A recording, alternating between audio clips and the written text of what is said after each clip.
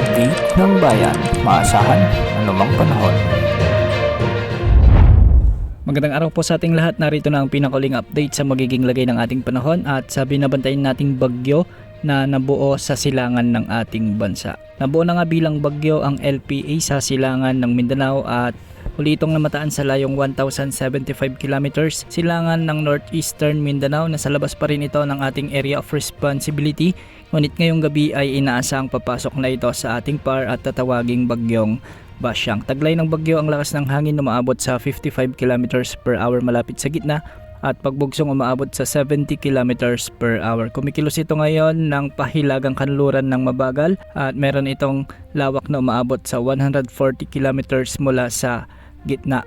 Para naman sa outlook o forecast track ng bagyong ito, inaasang kikilos ito ng pakanluran, timog kanluran hanggang sa makapasok ito sa ating area of responsibility ngayong gabi o bukas ng maaga. Once na nakapasok na ito sa ating area of responsibility ay kikilos ito ng pakanluran habang ito ay nasa Philippine Sea at ayon sa Pag-asa posibleng maglandfall ang bagyong ito sa may Caraga region sa araw ng Huwebes ng hapon o gabi. Inaasang tatawirin ng bagyo ang mga kalupaan ng Visayas at Palawan mula Friday o Biyernes hanggang sa araw ng Linggo, February 8. Ayon din sa Pag-asa, posible pang lumakas ang bagyong ito habang ito ay nasa Philippine Sea at posibleng umabot hanggang tropical storm category bukas ng gabi o sa umaga ng Huwebes. Ang pinakamataas na wind signal na posibleng itaas ng Pag-asa ay wind signal number 2. Sa ngayon ay hindi pa naman inaasang makakaapekto ng direkta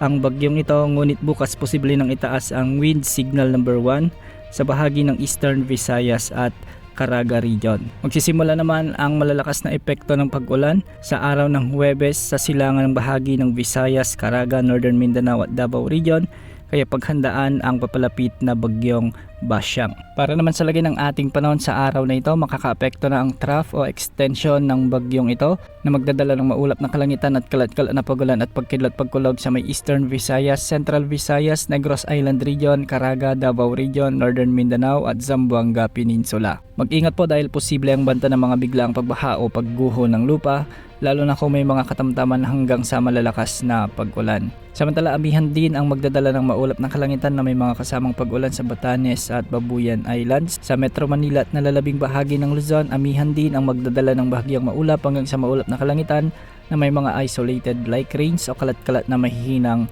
pag-ulan. Sa nalalabing bahagi ng bansa, localized thunderstorms ang inaasahang weather system na magdadala ng mga kalat-kalat na pag-ulan sa iba't ibang panig ng ating bansa. Tabayan na ng mga susunod na updates ukol sa bagyong Basyang. Yan muna ang latest sa lagay ng panahon. Ito pang weather update ng bayan, maasahan anumang panahon.